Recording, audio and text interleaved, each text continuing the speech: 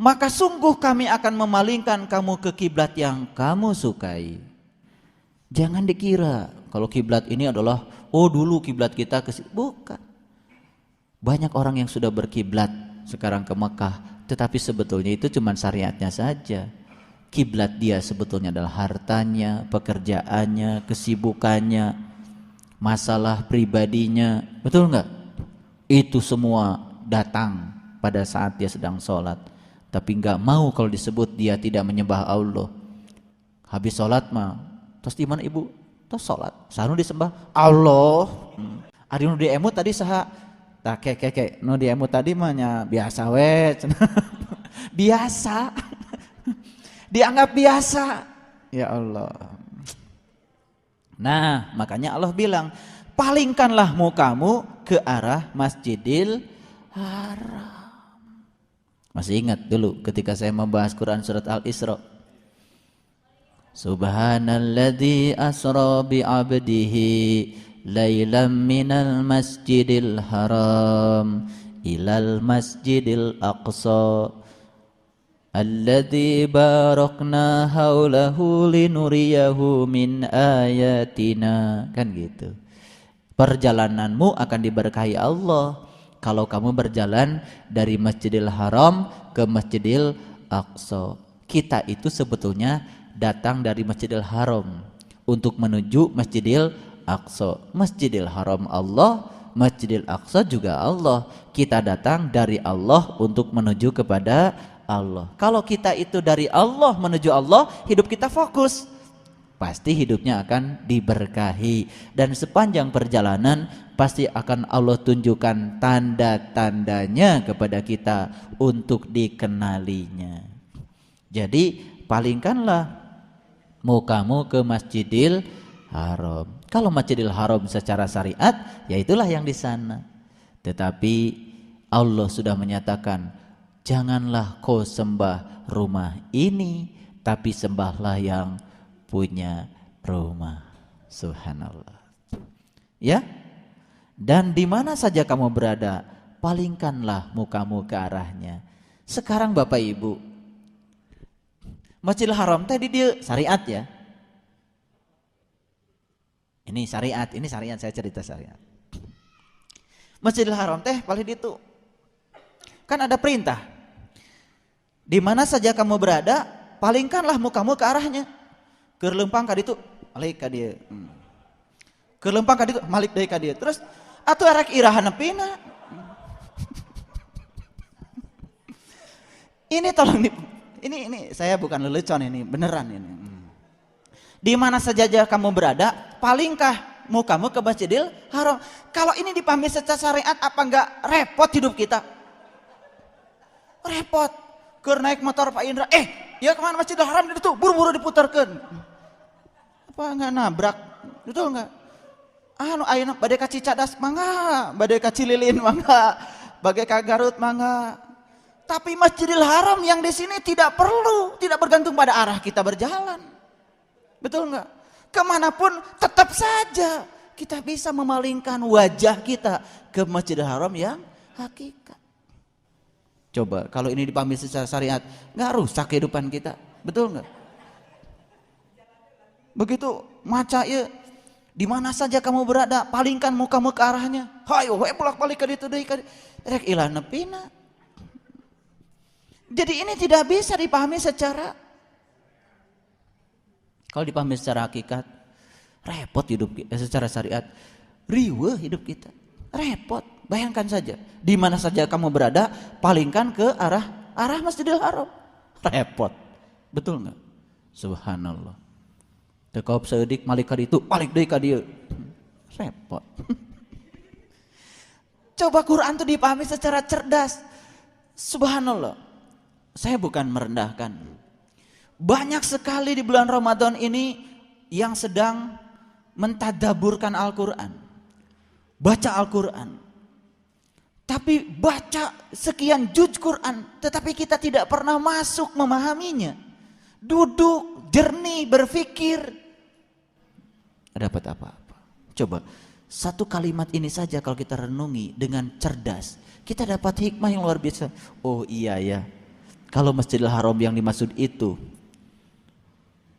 kapan saya bisa tekau gawe kaditu deui seminar kudu ka barat.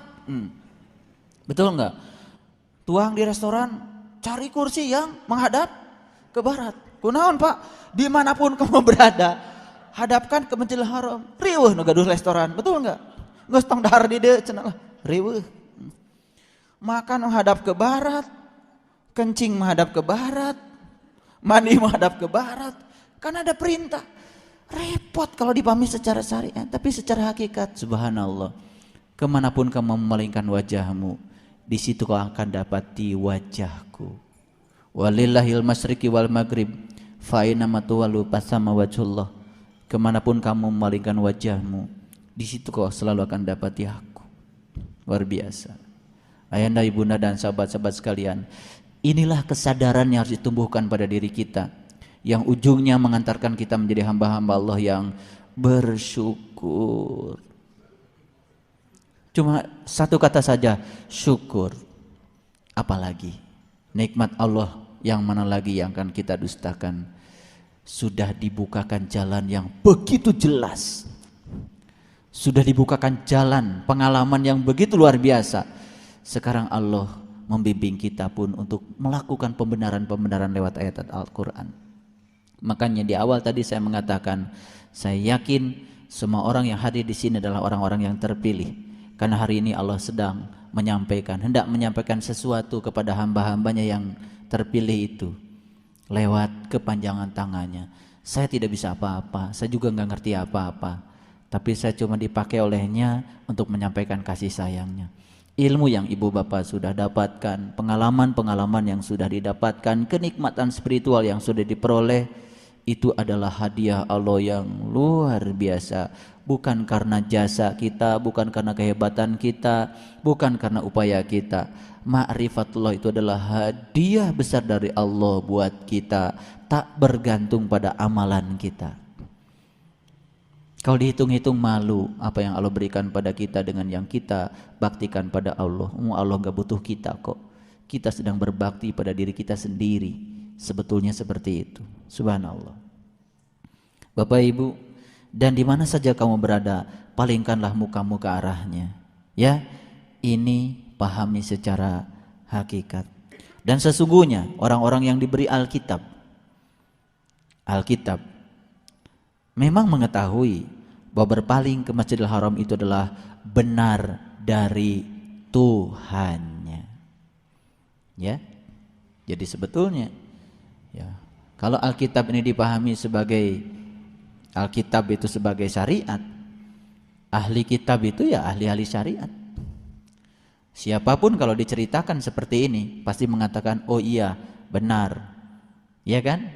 Memang kita harus menemukan itu. Tapi dalam proses menuju kebenaran itu tidak sederhana ketika dia membenarkannya. Subhanallah. Dan Allah sekali-kali tidak lengah dari apa yang mereka kerjakan. Ayahanda, ibunda dan sahabat-sahabat sekalian yang dirahmati Allah, saya ingin loncat sedikit kepada ayat yang ke-152. Karena itu ingatlah kamu kepadaku. 152. Fazkuruni uzkurkum washkuruli wala takfurun. Karena itu ingatlah kamu kepadaku, niscaya aku ingat selalu kepadamu. Jadi fazkuruni uzkurkum, ingatlah selalu kepadaku, aku akan selalu ingat kepadamu. Washkuruli wala takfurun, dan janganlah kamu mengingkari segala nikmat yang telah aku karuniakan kepadamu. Ayahanda, ibunda, menemukan kiblatain adalah anugerah Allah yang luar biasa. Banyak orang pergi haji, pergi umroh tidak menemukan kiblatain yang sebenarnya. Tetapi mereka-mereka yang dikehendaki oleh Allah bisa menemukan kiblatain yang hakikat, yang sesungguhnya. Dan itu yang membebaskan dia dari segala kegelisahan, perasaan kurang, perasaan cemas, rasa takut, dan dia hidup mengalir seperti air apa adanya. Fazkuruni uzkurkum washkuruli wala takfurun. Karena itu ingatlah kamu kepadaku, niscaya aku akan selalu ingat kepadamu. Ini kalimat yang indah dan luar biasa.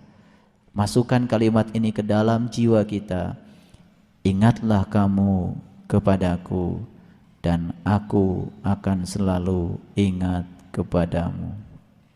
Ingatlah kamu kepadaku, dan aku akan selalu ingat kepadamu.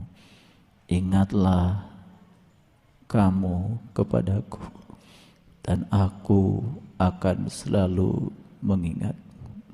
Ingatlah kamu kepadaku, dan aku akan selalu mengingatmu. Ketika kita diingat oleh Allah, kita akan selalu dilindungi oleh Allah.